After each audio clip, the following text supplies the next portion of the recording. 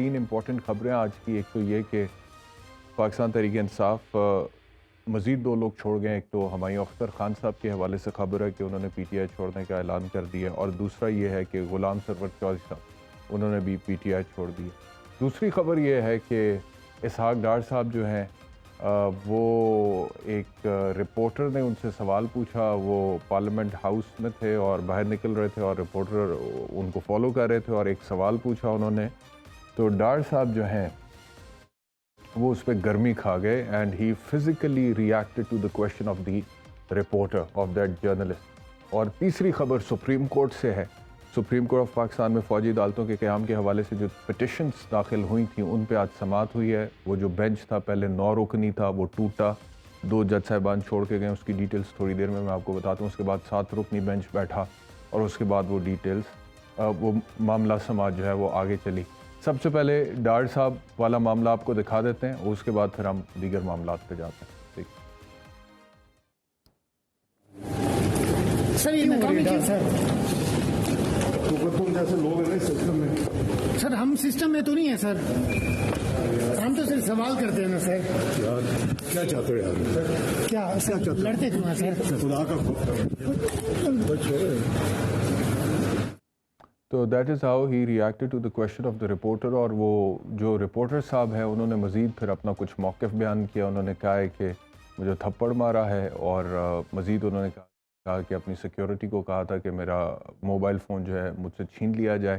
لیکن جو ویڈیو ہے اس میں یہ باتیں نہیں ہیں. لیکن اتنا بھی ریئیکٹ کرنا فار سمبڈی جو اس سٹیچر پہ اس لیول پہ ہے, جو وفاقی وزیر خزانہ ہے جس کا نام اسحاق ڈار ہے, جو پاکستان کی اکانومی کو بیل آؤٹ کرنے کی بات کرتا ہے, جو پلان بی کی بات کرتا ہے, جو آئی ایم ایف سے بھی سخت الفاظ ان کے بارے میں بھی استعمال کرتے ہوئے گریز نہیں کرتا, تو تھوڑا سا میرے خیال میں you have a heart. And وہ رپورٹر کا تو کام ہے, انہوں نے تو سوال پوچھنا ہے, صحافی نے تو سوال پوچھنا ہے. اور اگر آپ کے آئی ایم ایف کے ساتھ معاملات طے نہیں پا رہے ہیں اور اس کی وجہ سے آپ کسی فرسٹریشن کا شکار ہیں, تو وہ غصہ آپ صحافیوں پہ تو نہ نکالیں. ویسے تو غصہ بہت سارا نکالا جا رہا ہے آج کل صحافیوں پہ حکومت کی طرف سے, لیکن یہ ہے کہ اب سوال پوچھنے پہ اگر ایک رپورٹر کو بھی اسی طرح فزیکلی ریاکشن کا سامنا ہوگا تو میرے خیال میں یہ تو بہت غلط جگہ پہ چیزیں چلی جائیں گی. میرے خیال میں اسحاق ڈار صاحب کو اس چیز پر معذرت کرنی چاہیے کیونکہ رویہ درست نہیں تھا. اور پہلی بات یہ کہ جو سوال ہے وہ بھی بالکل صحافیانہ سوال ہے. صحافتی ذمہ داریوں کو یا تو انہوں نے کوئی ذاتی زندگی کے حوالے سے سوال کیا ہوتا یا کوئی ایسا نامناسب اناپروپریٹ کویشچن کیا ہوتا, تو پھر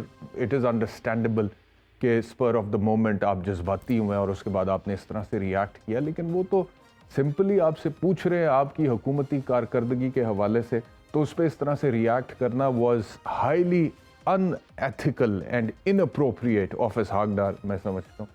آگے بڑھتے ہیں جی.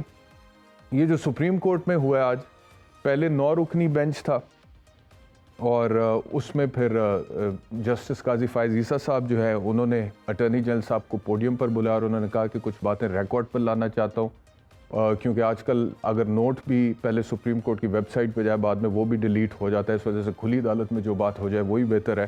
اور اس کے بعد انہوں نے کہا کہ میں اس کیس کو سننے سے انکار نہیں کر رہا, لیکن اس بینچ کا حصہ نہیں بن سکتا کیونکہ اس بینچ کو میں بینچ تصور نہیں کرتا.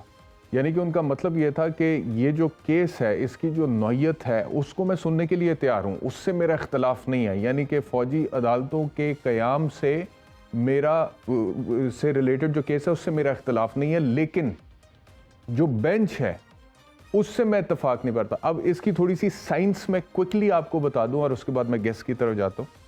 ان کا کہنے کا مقصد یہ ہے کہ یہ جو بینچ ہے اس سے میں اتفاق نہیں کرتا. کیوں؟ کیونکہ supreme court practice and procedure bill کا جب تک فیصلہ نہیں ہو جاتا. اب وہ کیا تھا؟ وہ یہ تھا جی کہ پارلیمنٹ نے, حکومت نے پارلیمنٹ کے تھرو جو لیجسلیشن کی تھی, انہوں نے جو چیف جسٹس آف پاکستان کا از خود نوٹس لینے کا اختیار ہے, یا آرٹیکل 184(3 جس کو original jurisdiction of the supreme court بولتے ہیں, اس کو ریگولیٹ کیا.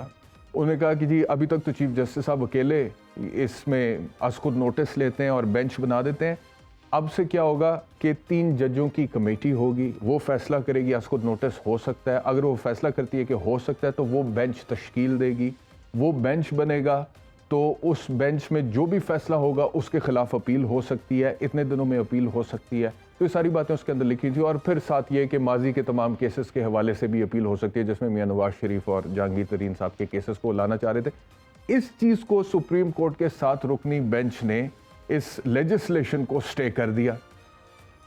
اب قاضی فائز عیسیٰ صاحب ایک فل بینچ کا حصہ تھے، 3 رکنی بینچ کا، جس میں جسٹس امین الدین تھے اور جسٹس شاہد وحید تھے۔ اس میں سے 2 جج صاحبان نے شاہد وحید صاحب کو چھوڑ کے قاضی فائز عیسیٰ صاحب نے فیصلہ دیا کہ جی یہ جب تک وہ فیصلہ نہیں ہو جاتا، وہ جو لیجسلیشن ہوئی ہے، تب تک کوئی بھی سو موٹو نوٹس کے ذریعے سے کارروائی پر سماعت نہیں ہو سکتی۔ تو اب وہ کیونکہ ابھی تک سٹیڈ ہے اور یہ فیصلہ پہلے دے چکے ہیں، تو انہوں نے کہا اس وجہ سے میں مطلب کہ ٹیکنیکلی سپیکنگ اور پرنسپلی سپیکنگ اس بینچ کا حصہ نہیں بن سکتا۔ تو یہ ان کا آرگیومنٹ تھا۔ اس کے بعد وہ علیحدہ ہو گئے اور اس کے بعد 7 رکنی بینچ آئے اور اس کے سامنے پھر جو دلائل تھے وہ دیے گئے، اور اس کے بعد اس کا خلاصہ یا اس کا کنکلوژن یہ ہے کہ اینڈ میں جب درخواست کی گئی حکم امتناع کی کہ جو ملٹری کورٹ میں ٹرائلز چل رہے ہیں اس پہ اسٹے آرڈر کوئی دے دیا جائے، تو چیف جسٹس پاکستان نے کہا کہ ہر مسئلے کا حل اسٹے آرڈر میں نہیں ہوتا، لیکن ساتھ یہ انڈیا بھی سپریم کورٹ نے دیا ہے کہ وہ اس کیس کو سننا چاہتی ہے، اور ڈیٹا طلب کر لیا ان تمام افراد کا جن کو گرفتار کیا گیا، اور یہ بھی پوچھا گیا ہے کہ اس میں خواتین کتنی ہیں، یہ بھی پوچھا گیا اس میں بچے کتنے ہیں، اور یہ بھی پوچھا گیا ہے کہ ان کا کیا ریکارڈ ہے اور کتنے لوگوں کو ملٹری کورٹس کے سپرد کیا گیا اور کتنے لوگوں کا سول کورٹس میں یا جو ریگولر کورٹس ہیں ان میں ٹرائل ہو رہا ہے۔ اور کل صبح 9:30 بجے سماعت کے لیے اس کیس کو دوبارہ فکس کر لیا گیا۔